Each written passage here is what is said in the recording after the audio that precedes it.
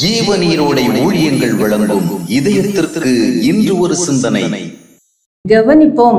மாம்ச இச்சை கேட்ட உணவிற்காக அழுத இஸ்ரவேலர்கள் மேல் அக்கினி பாய்ந்தது. மக்கள் தொகை கணக்கெடுத்து தன்னை மேன்மைப்படுத்த விரும்பிய தாவீதின் பாவத்தால் ஜனங்களில் பல்லாயிரங்கள் மரித்தனர். தேவனுக்குரிய மகிமையை கொடுக்க மறந்த ஏரோது புழுப்புழுத்து செத்தான். காணிக்கை விஷயத்தில் மாய்மாலம் செய்த அனனியா சப்பீரால் பரிதாபமாக மரித்தனர். தேவ கோபம் இவர்கள் மேல் பாய்ந்ததால் இவைகள் நேர்ந்தன என்பதை வேதாகமத்தில் பார்க்கின்றோம். இன்று ஆவிக்குரியவர்கள் என்ற பெயரில் வாழ்கின்றவர்கள் மத்தியிலும் ஊழியர்கள் மத்தியிலும் காணப்படுகின்ற பாவங்கள் ஏராளம். ஆனாலும் பழைய நாட்களைப் போல தேவ கோபம் உண்டு யாரும் அதிகமாக பாதிக்கப்படுவதை காண முடியாது. அப்படியானால் பழைய நாட்களில் பாவங்களை பார்த்து கோபம் உண்ட தேவன் இன்று அமைதியாக இருக்கின்றார் என்று அர்த்தமல்ல.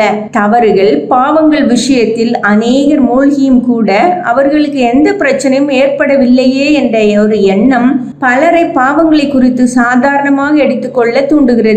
துர்க்கிரியைக்கு தக்க தண்டனை சீக்கிரமாய் நடவாதபடியால் மனுபுத்திரரின் இருதயம் பொல்லாப்பை செய்ய அவர்களுக்குள்ளே துணிகரம் கொண்டிருக்கிறது என்று சாலமோன் ராஜா எழுதியது பலருடைய விஷயத்தில் உண்மையாய் இருக்கிறது. ஆனால் குற்றங்களை குறித்த தேவனுடைய பார்வையை அவருடைய வேதத்தில் என்ன எழுதியிருக்கிறது என்ற அடிப்படையில் பார்க்க வேண்டுமே அன்றி யாருக்கு என்ன நிகழ்கிறது என்ற அடிப்படையில் பார்க்க கூடாது.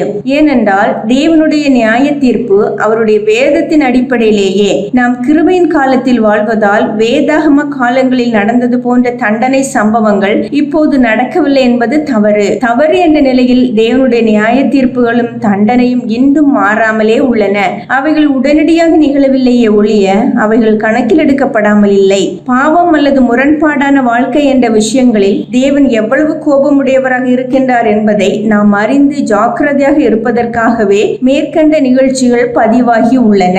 எனவே எல்லாம் சுமூகமாக போய்கொண்டிருப்பதால் தேவன் நம்மை பிரியமாயிருக்கிறார் என்று தப்பு கணக்கு போடக்கூடாது. நாம் யாவரும் ஒரு நாள் அவருடைய நியாய தீர்ப்பின் நாளை சந்திக்க வேண்டும்.